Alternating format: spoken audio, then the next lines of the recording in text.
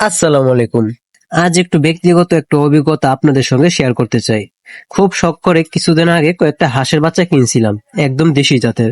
ভাবলাম নিজের হাতে একটু চেষ্টা করি, ছোট থেকে বড় করে তুলি, দেখি কেমন হয়। কিন্তু দুঃখের বিষয়, সেই শখটাও শেষমেশ হার মানলো বাস্তবতার কাছে। আমাদের এদিকে এখন যে পরিমাণে বেজি বেড়েছে, তাতে করে হাঁস মুরগি পালন করাও এখন একটা বিলাসিতার মতো হয়ে গেছে। এই বিজিগুলো ঠিক যেন এক একটা চালাক চোর, দিনের বেলায় লুকিয়ে থাকে আর রাতে এসে হামলা চালায়। এই ঝোপঝাড়গুলোর ভেতরে এখন প্রায় 7 থেকে 8টা করে বিজি চোখে পড়ে। আর যেহেতু এদের দেখা যাচ্ছে, তার মানে নতুন বাচ্চাও ফুটিয়ে ফেলেছে। সেটা বোঝা যাবে যদি পুরো ঝোপঝাড়টা চেক করি। এরা এত বেশি বুদ্ধিমান, এত চালাক, আপনি ভাবতেও পারবেন না। বিষ মিশিয়ে দিলেও খায় না, এমনকি সাপের বিষও কাজ করে না। কিং কোবরার মতো বিষও নাকি এদের কিছু করতে পারে না। তাহলে আপনি আমি যদি সাধারণ ইঁদুরের বিষ দিই, সেটা দিয়ে আর কি হবে? এদের মেরে ফেলা একরকম অসম্ভব। তাই শেষ পর্যন্ত আমি যেটা বুঝতে পারলাম, সমাধান একটাই: এই ঝোপঝাড়গুলো পুরোপুরিভাবে পরিষ্কার করে দিতে হবে।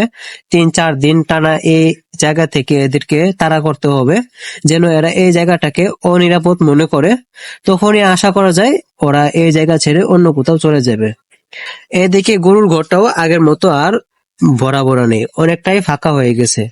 আমরা আসলে গরু পালন করি মাংসের জন্য না, দুধের জন্য। ভালো জাতের গাভী আনি, সেগুলো দুধ দেয়।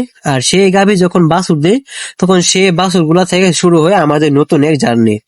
যদি বাছুরগুলো বকনা হয় এবং শরীর গঠন সব দিক থেকে ভালো হয়, তাহলে সেটাকে আমরা যে আবার গাভী করার জন্য রেখে দিই।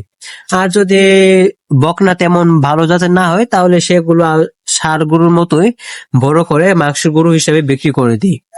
তো এই পুরো বিষয়টাই একরকম সময়, শ্রম আর ধৈর্যের কাজ। আল্লাহর রহমত ছাড়া এগুলো কিছুই সম্ভব না। সত্যি বলতে এখনকার সময়ে একটা গরু বা হাঁস মুরগি পালা, বিশেষ করে বীজের মতো উৎপাতের ভিতরে, তা আর শুধু খামার নয়, একটা যুদ্ধের মতোই। তবু আল্লাহর উপর ভরসা, আমরা এগিয়ে চলছি। আল্লাহ চাইলে ইনশাল্লাহ সবকিছু ঠিক হয়ে যাবে।